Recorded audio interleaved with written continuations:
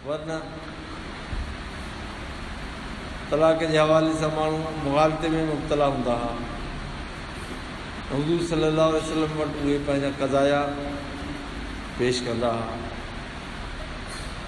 ऐं पोइ पाण सल्लल्लाहु अलैहि वसल्लम जन उन जो हल कंदा हुआ। हाणे उहो हल त पाण सल्लल्लाहु अलैहि वसल्लम जन कंदा हुआ, हाणे उन्हनि खां बाद केरु हल करे उनजो। मसलन उन जी मिसाल ईअं आहे, हिकिड़ो माण्हू तलाक ॾिए थो पंहिंजे घरवारी खे, उहो 3 तलाकूं थो ॾिए ऐं 3 तलाकूं ॾियण खां बाद उहो माण्हू पंहिंजे इन अमल जी तावील ऐं तशरीह इहा थो करे, इहे 3 तलाकूं मां जेके आहिनि हिकिड़े ई तलाक जी नियत सां ॾिनियूं।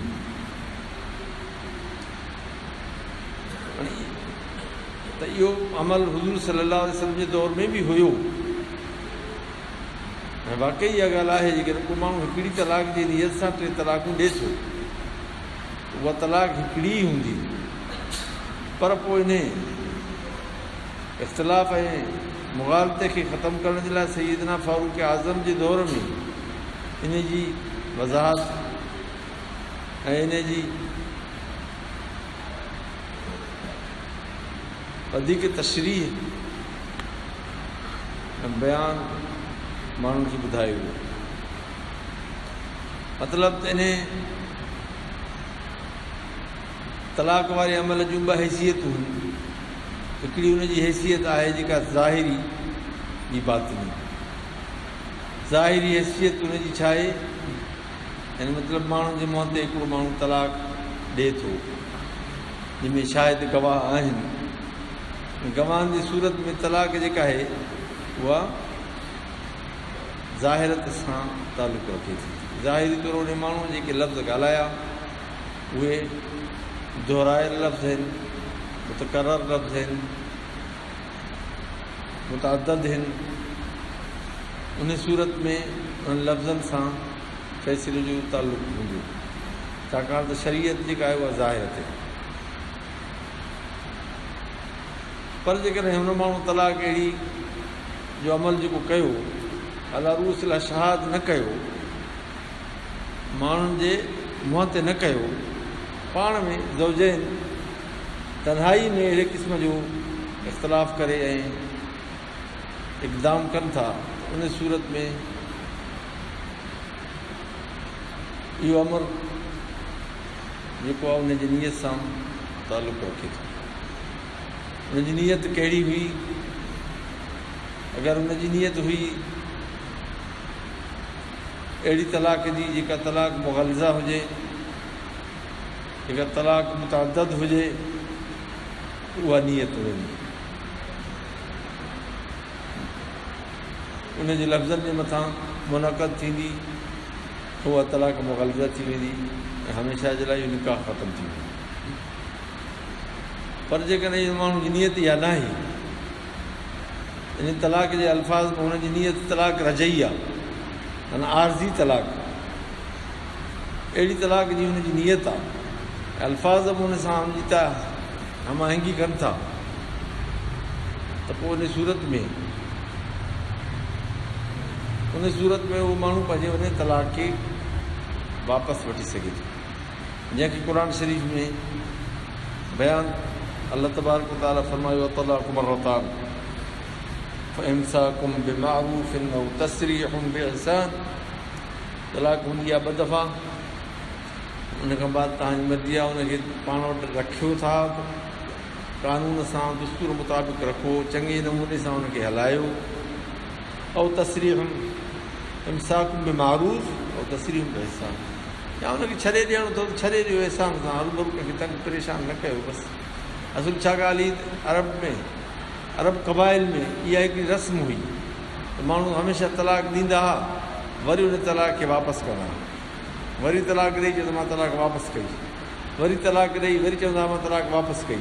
हीअ वरी हिकिड़ो सिलसिलो हलंदो रहंदो, यानी ज़ुल्म करण जे लाइ, कंहिंखे परेशान करण जे लाइ, कंहिंखे अज़ियत ॾियण जे लाइ औरतुनि सां ई ज़ुल्म कंदा हुआ, उनखे तकलीफ़ ॾींदा हुआ। अल्लाह तबारक व तआला उनजे जवाब में इहा आयत नाज़िल फरमायूं तलाक मरतान इमसाकुम बिमारूफ़िन ऐं तस्रीहुम बिइहसान। तलाक ॿ दफ़ा थींदी आहे, हीअ घणा दफ़ा कोन थींदी आहे जो तव्हां रोज़ु रोज़ु तलाक वेठा ॾियो वरी चओ मां कैंसिल कई मां ख़तमु कई। न थींदो। ॿ दफ़ा तव्हां हुनखे कैंसिल करे सघो था, हुनखे ख़तमु करे सघो था ऐं उन खां बाद कोन थी सघंदो। छा बि कयो इहा तलाक सैयदना फारूक आज़म जे दौर में इन जी वज़ाहत कई वई। इहा उहा तलाक आहे जेका तलाक हिकिड़ी तलाक हुजे, रजई हुजे।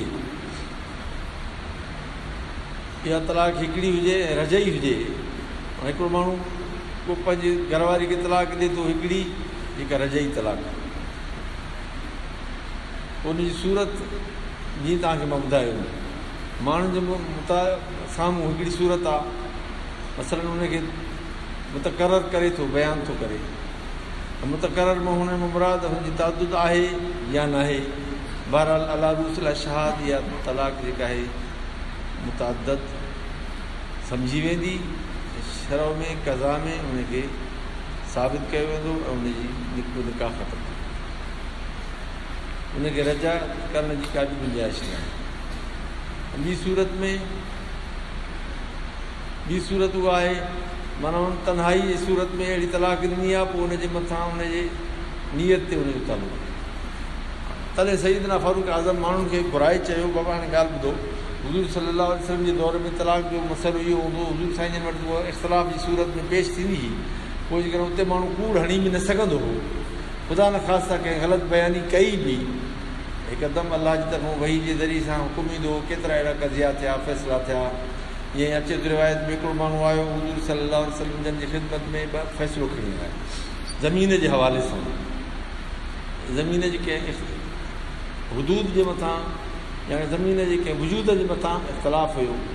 उहो इख़्तिलाफ़ पेश कयो। हिकिड़ो माण्हू ॾाढो होशियारु हो, क़ाबिल हुयो। उन पंहिंजी क़ाबिलियत ऐं होशियारी सां पंहिंजो कज़ियो अहिड़ो पेश कयो जो हुज़ूर पाक सल्लल्लाहु अलैहि वसल्लम जन उनजे बयान खां मुतासिर थी ऐं उनजे हक़ में फ़ैसिलो सादिर फरमायो। चयूं ज़मीन या तुंहिंजी आहे। ॻाल्हियुनि में ईअं थो सम्झ में अचे, शायदि औगात आहिनि कोन, शाहिदी हूंदी आहे त पोइ लिख पढ़ हूंदी आहे, शाहिदी हूंदी आहे त माण्हू हुन बुनियाद ते फ़ैसिलो कंदो आहे। न लिख पढ़ आहे, न शाहिदी आहे, न उगाई आहे, त बयानु ॿुधी साईं जन हिकिड़े माण्हू जे हवाले सां फ़ैसिलो सादिर फरमायो त ज़मीन तुंहिंजी। उहो माण्हू ॾाढो ख़ुशि थी निकितो। इन थोरे अरसे में उते जो उते जिब्राईल अलैहिस्सलाम आयो, चई अलाह जी तरफ़ां आयो आहियां, इहा ज़मीन जेका इन जी न आहे, इहो नाहक कूड़ हणी ग़लति बयानी करे वियो आहे। तव्हां हिनखे ॿुधायोसि, चएसि जेके इन मां किताब मिन नार, मां तोखे फ़ैसिले में जेका ज़मीन ॾिनी आहे इहा हक़ीक़त में तुंहिंजी न आहे, मां इहो तोखे जहन्नम ॾिनो आहे। हीअं सम्झो मां तोखे जहन्नम जो टुकड़ो ॾिनो आहे, इहा ख़बर हुजे तुंहिंजी मर्ज़ी। जे तुंहिंजी आहे त पोइ त ठीकु आहे, पोइ त मुंहिंजो फ़ैसिलो बि सही आहे। पर जे न इहा तुंहिंजी न आहे, मुंहिंजे फ़ैसिले जे करे तूं सम्झे थो त इहा मुंहिंजी आहे, मां तोखे जहन्नम ॾिनो आहे, पोइ तुंहिंजी मर्ज़ी लिखां। रिवायत में अचे थो बुख़ारी शरीफ़ में, उन माण्हू तौबा कई, चइसि न मुंहिंजी आहे कोन, मां सम्झां पियो त तव्हां शायदि हुकुम फरमाईंदव इहा मुंहिंजी थी वेंदी। चए न न तुंहिंजी न थींदी, मुंहिंजे चवण सां तुंहिंजी न थींदी, तुंहिंजी न आहे त बसि न आहे।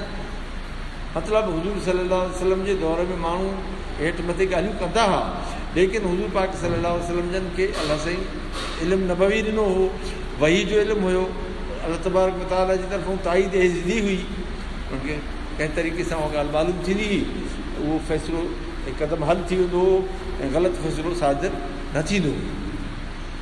जॾहिं हज़रत उमर फारूक सभिनी सहाबा किराम खे, ताबईन खे, सभिनी खे घुराए उन्हनि खे ख़िताबु कयो, हुज़ूर साईं जो दौरु उहो गुज़री वियो। हाणे तलाक जो मसइलो ॾाढो हिकिड़ो मुंझियल मसइलो आहे, हर कंहिं माण्हू जे उन सां ज़िंदगी सां, हुनजे घर सां, हुनजे मुआशिरे सां, माहौल सां तालुक़ु रखे थो।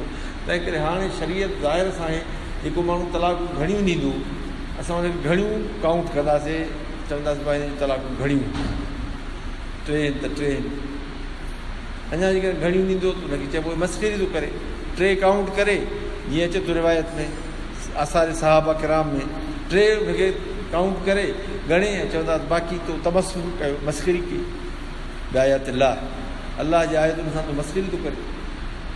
तलाक़ूं त 3 तूं 5 छाजी थो ॾे, तूं 7 छाजी थो ॾे, तूं 100 छाजी थो ॾे, तूं मस्करी थो करे न, तूं मुजरिम गुनाहगार आहे। तलाक त थी वई, तुंहिंजे हिन चवण सां अची वई, 100 में 3 बि अची वियूं, तोखे वधि में पावर हुयो 3 जो, तूं तलाक थो ॾे 100 करण सां तूं गुनाहगार बि थींदे, तलाक तुंहिंजी अची वेंदी।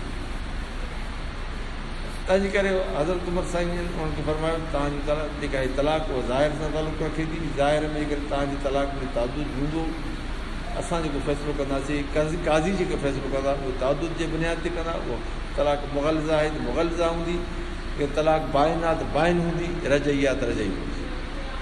तंहिं करे एहतियात सां तलाक जा लफ़्ज़ इस्तेमालु कयो, बेहतियाती न कयो। ईअं सम्झो था बसि में जेको आयो आहे त कढी छॾियो की न, ईअं न हलाल हराम ईअं चओ। अलाह ला तक़ूलू लिमा तसिफ़ु अल्सिनतुकुमुल कज़िब हाज़ा हलाल व हाज़ा हराम लितफ़्तरू अलल्लाहिल कज़िब इन्नल लज़ीना यफ़्तरून अलल्लाहिल कज़िब ला युफ़्लिहून। इहे अलाह ते कूड़ ठाणनि कामयाबु न थींदा। तंहिं करे ॻाल्हि सची कयो, तलाक ॾिनी आहे त ॾिनी आहे, न ॾिनी आहे त न ॾिनी आहे, बसि अॼुकल्ह शायदि बीजी वियो छुटो, बशर्ते कोई शायदि गवाह सही हुजनि, हुनजी तादील थींदी। ॾिसबो त गवाह जेके आहिनि कूड़ा आहिनि या सचा आहिनि। ईअं न आहे त कूड़ा हुजनि, हिकिड़ा माण्हू कूड़ हणंदा आहिनि, आदी हूंदा आहिनि, हमेशह ग़लति बयानु कंदा रहंदा आहिनि। अहिड़े माण्हू जी गवाही जेका आहे इन हसास मसइलनि में न वरिती वेंदी आहे। जीअं मसइलनि चंड जो मसइलो आहे, उन में बि अहिड़े क़िस्म जी गवाही न वठिबी आहे। उन में बि अहिड़ो माण्हू गवाह थींदो जेको सचो हुजे, उहो गवाही ॾींदो। जेको निमाज़ ई नथो पढ़े या निमाज़ उनखे अचे ई नथी, इन जी गवाही जी ज़रूरत आहे, गवाही न वठिबी। जीअं हज़रत अल्लामा ग़ुलाम मुस्तफ़ा क़ासिमी साहिबु रहमतुल्लाह ताला अलैहि साईं जन जा बि उस्ताद हुया, असांजा बि, उहे फरमाईंदा जॾहिं पाण हुया हिलाल कमेटी जा चेयरमैन हुया, त उन चवनि पिया उते माण्हू हिकिड़ा आया 8-10 ॼणा जेके गवाही ॾियनि पिया चंड जे मुतालिक़। ऐं चंड हालांकि ॾिठो कोन हुयो, छो त असांजूं जेके बि कमेटियूं हुयूं मतिलब साफ़ जे करे सभिनी कमेटियूं नफ़ी कई चंड जी, चंड कोन्हे, इनकार कयो। भई हिकु 10-15 माण्हू आया हिकिड़ा पटकनि सां ॾाढ़ियुनि सां, असां चंड ॾिठो आहे, हाणे छा कयूं।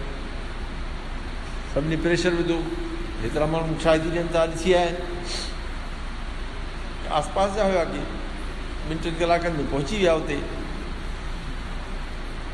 इस्लामाबाद जी ॻाल्हि आहे, रोयत हिलाल कमेटी जेका आहे ऑफिस में आया, अलाए किथे आहे ऑफिस, बरार आहे जिते बि मरकज़ी रोयत हिलाल जी कमेटी जी ऑफिस थी आहे। पोइ साईं जन फरमाइनि पिया पाण त मां ॾाढो परेशान थियो, हाणे छा कयां, चंड आहे ई कोन, सभु जाॾो कारो ख़तरो आयूं हुन, मां ॾिसां पियो की लिहाज़ सां बि त इहो कानून आहे त जेकॾहिं मतिलबु साफ़ु हुजे त पोइ जेके काफ़ी घणा माण्हू हुजनि जेके शाहिदी ॾियनि उहे आदिल हुजनि। तादील हलंदी, मां काथऊं कयां, को काथऊं जो, को काथऊं जो, अलाए काथऊं जो, हाणे तादील ॾियणी कीअं थिए, तादील थींदी, टाइम गुज़री वेंदो। हाणे जो हाणे असांखे फ़ैसिलो करिणो आहे, अधु घंटे में, पौणे घंटे में। जे मूंखे अलाह साईं दिलि में विधो, मां हुन खां पुछा कई, निमाज़ पढ़ंदा आहियूं? चई हा। असां सभु पाबंद आहियूं, रोज़नि जा निमाज़नि जा पाबंद आहियूं। निमाज़ ईंदी अथव? हा बिल्कुलु ईंदी आहे, निमाज़ बि ईंदी आहे तव्हांखे। चओ भला दुआ कुनूत वाजिबु आहे, उहो दुआ कुनूत बि ईंदो अथव? दुआ कुनूत हिकिड़े खे बि न आहे। पोइ मूंखे मौक़ो मिली वियो, तव्हांखे दुआ कुनूत नथो अचे, वाजिब जा तारीख़ हुयो त हिकु तारीख़ वाजिब जे तारीख़ जी शहादत न थींदी आहे, कैंसिल तव्हांजी। इन तरीक़े सां मां हुनजी गवाही कैंसिल करे जान छॾां।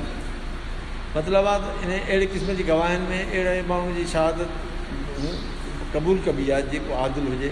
तलाक जे मसइले में या मसइलनि अहिड़े क़िस्म जे मसइले में, चंड जे मसइले में, इज्तिमाही मसइलो आहे, इन में हुनजे अहिड़े माण्हू जो हुजणु ज़रूरी आहे जेको आदिल हुजे, मुनसिफ़ हुजे, कूड़ वारो न हुजे, फासिक़ फाजिर न हुजे।